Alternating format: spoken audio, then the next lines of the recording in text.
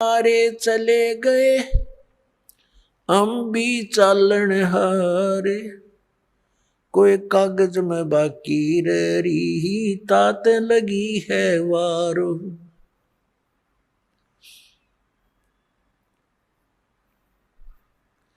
पतझड़ आवत देख कर बन रोवे मन माही, ये ऊंची टहनी पात थे अब पीले हो जाही।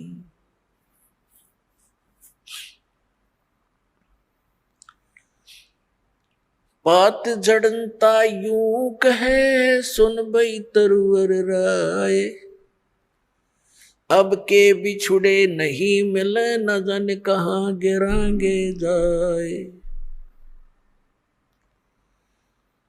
तरवर कहता पात से सुनो पात एक बात, यहाँ की याहे रीति है एक आवे एक जात।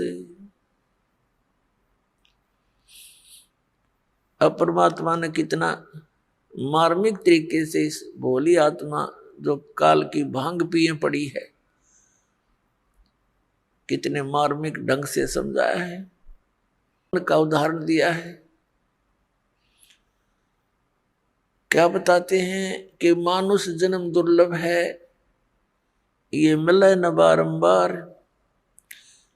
और जैसे तरवर से पत्ता टूट गया, वो बहोर नहीं लगता डार, उसी स्थिति में एज इट इज दोबारा उस शाखा पर, उस टहनी पे वो दोबारा स्थापित नहीं हो सकता।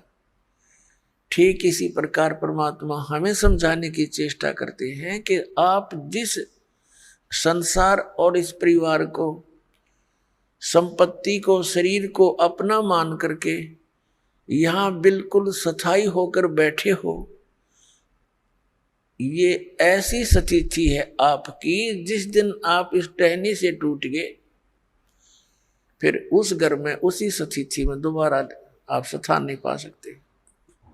अब क्या बताते हैं कि एक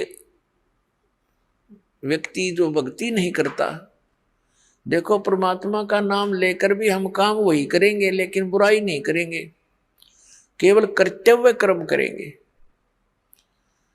तो उसके लिए परमात्मा हमें याद दिलाते हैं कि आज आप अपने परिवार में कितने प्यार से रह रहे हो, कैसी ममता आपकी अपने बच्चों में है, आपके मकान में है, रिश्तेदारियों में है। और एक सेकंड में मृत्यु हो जाए, ये तो हो रही है, रोएगी। अब इसको, इस सच्चाई को हम अनदेखा करने की चेष्टा करें तो वही बात है कि बिल्ली को आते हुए कबूतर आंख बंद करके बैठ जाकर मुझे दिखती नहीं, उसकी आंखें बंद कर लेने से वह बिल्ली टल नहीं गई, उसकी अपनी अज्ञान सोच है, वो तो उसने दौड़ धाप उड़ जाना चाहिए था, बच सकता था। तो ऐसे ही ये एक मौत यानी ये स्थिति है आपकी, हम इससे बहुत कतराते हैं और ये फिर भी आके ही रहती है मृत्यु। तो इससे बचने का तरीका भी बताया परमात्मा ने। कबीर ये तन जावेगा सके तो ठाहर ला, एक सेवा कर संत की गोविंद के गुण गा।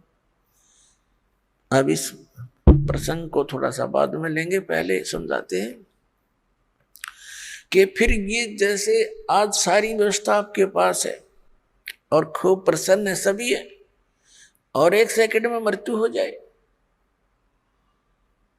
ये क्या था, ये क्या है? फिर ये एक धोखा है, हमारे को मूर्ख बनाने का तरीका अपना रखा है इस काल भगवान ने। अब ये जीव के बस की तो बात नहीं, क्योंकि हम तो बंधे पड़े हैं, हमारे बस की बिल्कुल बात नहीं।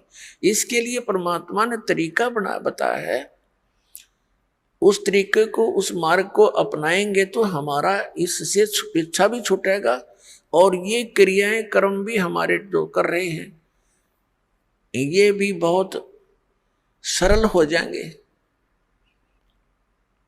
अब जैसे किसी ने 5-10 पशु रखे हैं और पहले हाथ से, ऐसे अब भी हाथ वाले बहुत से, उसका चारा काटने की मशीनें हैं, गंडासे बोल रहे हैं हमारे यहाँ।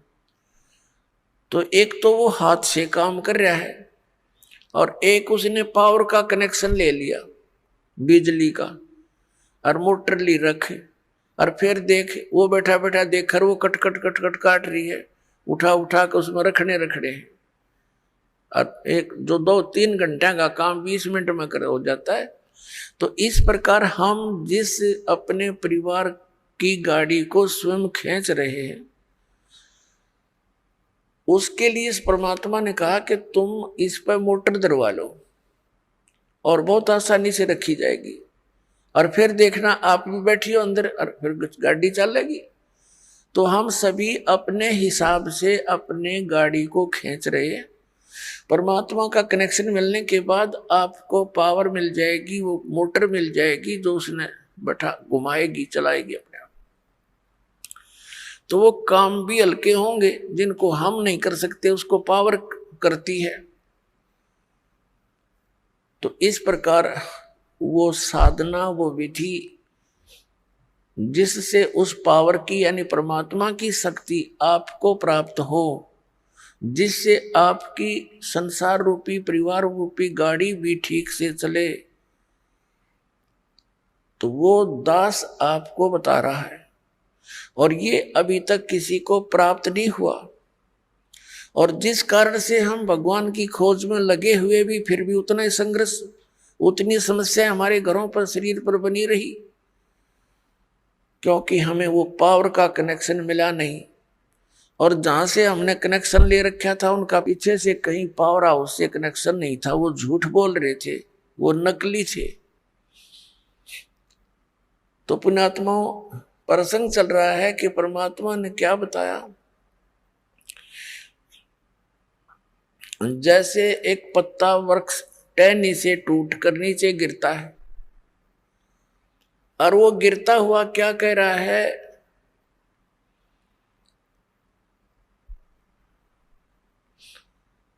पात जड़नता यूं कहे, सुन बई तरवर राय, अब के बिछुड़े नहीं मिले, ना जाने कहां गिरेंगे जाए।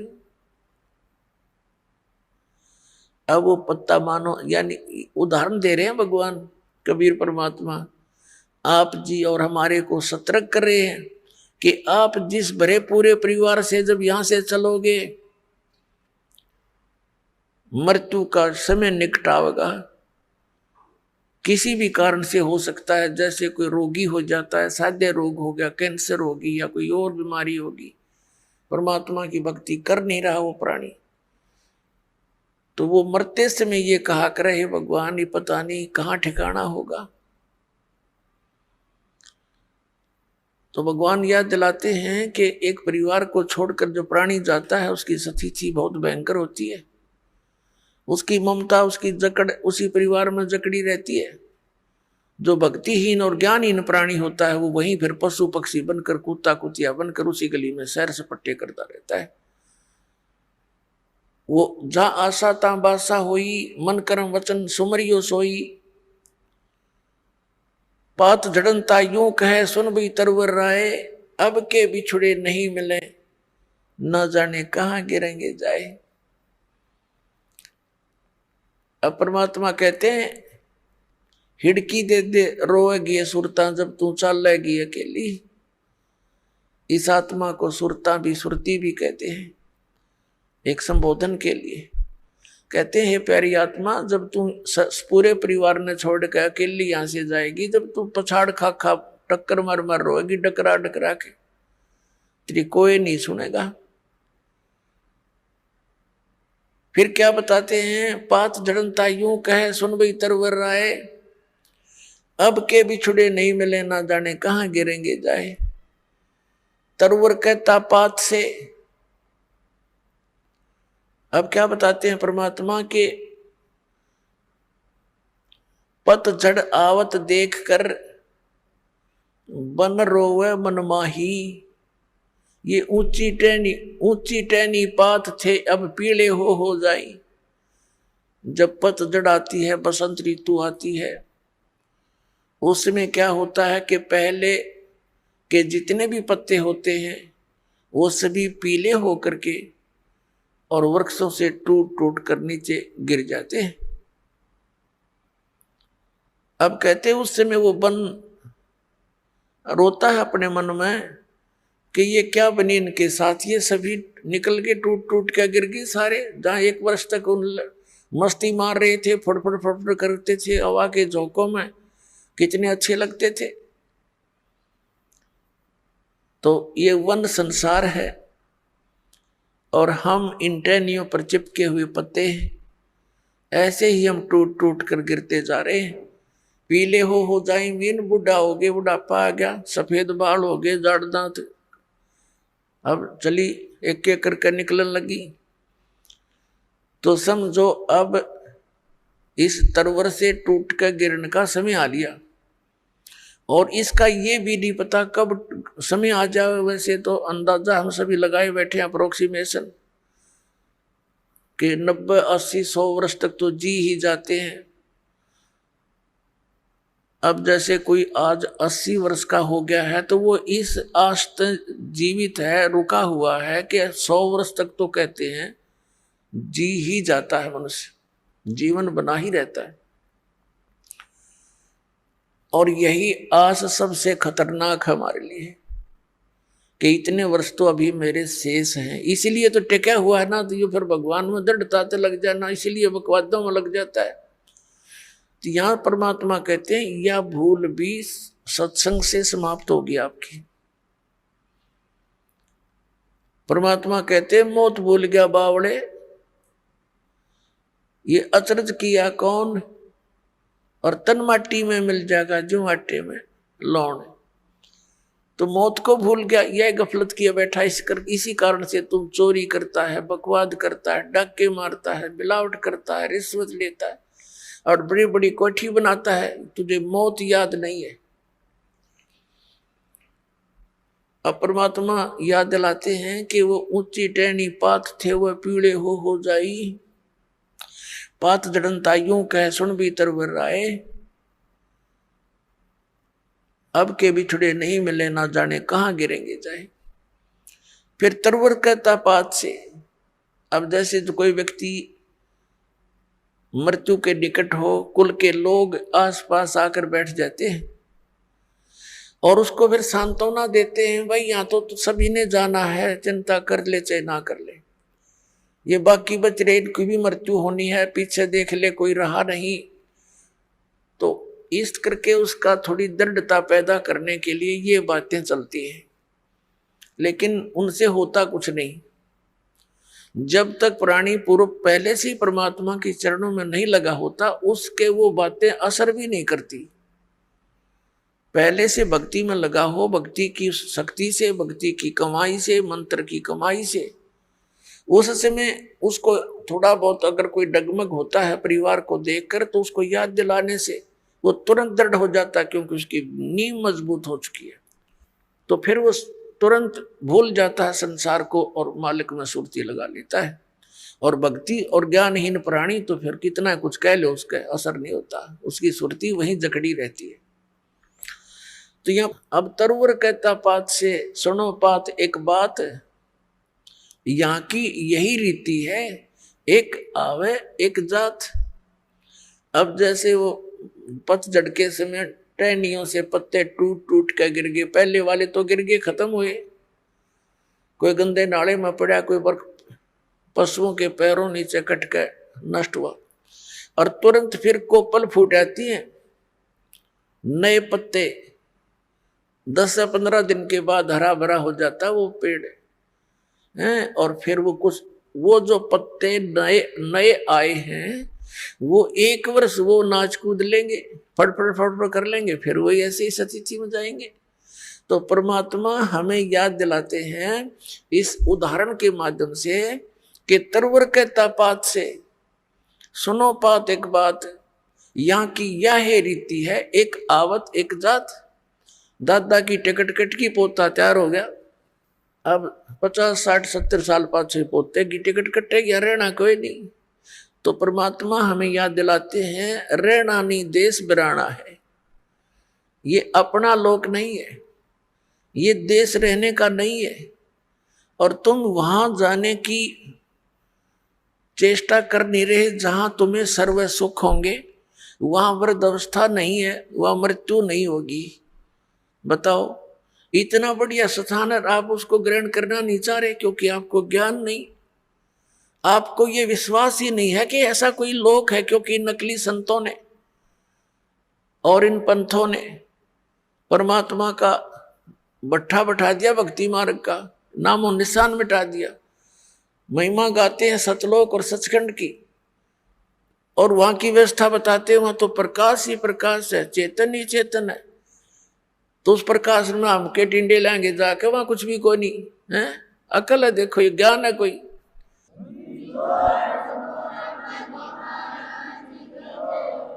कैसे रुचि बनेगी वहां जाने की?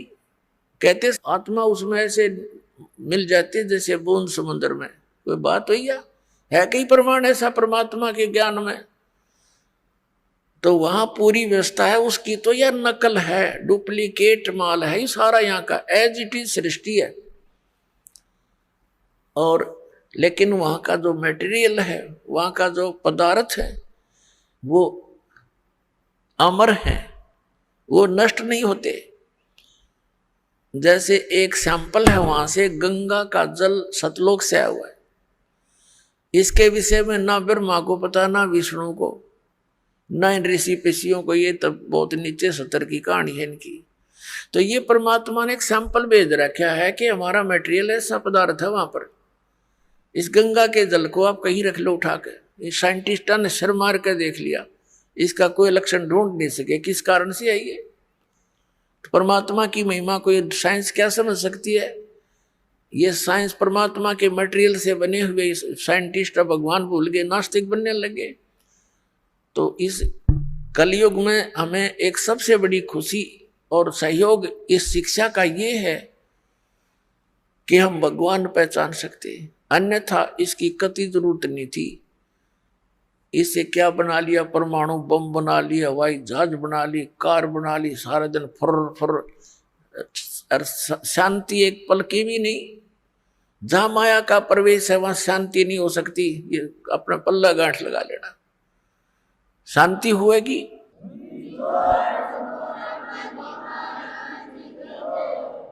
अंगारों पर बैठकर हम शांति ढूंढ रहे हैं, भूबल पर पैर रखे हैं और हम सोच रहे हैं अब शांति होगी, हमें ठंड मिलेगी। तो माया तो भूबल समझ लो, ये अंगारे हैं। और जिसके पास ज्यादा है उतने ही ज्यादा अंगारे उसके पास है। कभी सपने में भी उसको सुख नहीं हो सकता। और जहां भक्ति है, परमात्मा साथ है, फिर इस माया को भी परमात्मा अपने हिसाब से सेट कर देंगे। उसके लिए परमात्मा कहते हैं, माया दासी संत की भगत की, और उभय दे आशीष, विलसी और लातों छड़िया, सुमर सुमर जगदीश। जब हम परमात्मा की शरण में आ जाएंगे, सतनाम का, सच्चे नाम का जाप करेंगे, ये माया आपके चारों तरफ पड़ी रहेगी, लेकिन फिर हमने इसकी आवश्यकता ना रहे।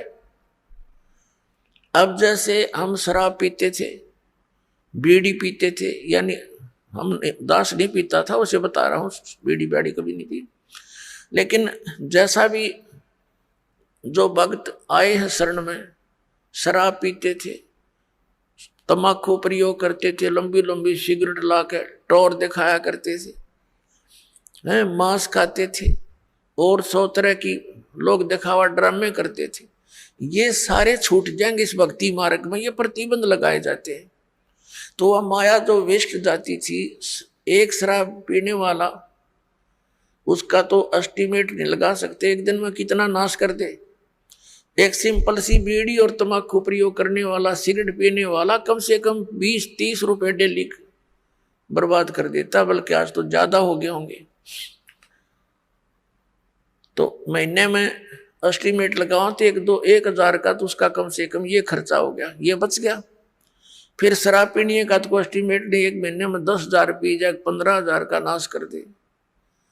तो वो ऐसे जो हम लोग दिखावा और ये अपना अननेसेसरी वस्तुओं का प्रयोग करते थे,